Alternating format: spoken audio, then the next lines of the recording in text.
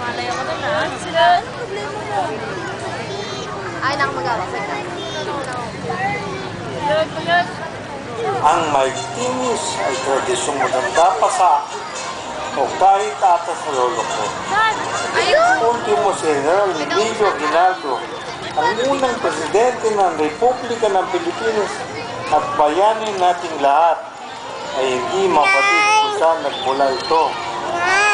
Ngunit ang sigurado ay ito ay ang sinasagawa lamang dito sa atin. Makikita dito ang mga mangunguli ng karosa na tila gumaganda pa ata sa bawat taong lumilipas. Dito ito dapat walampasin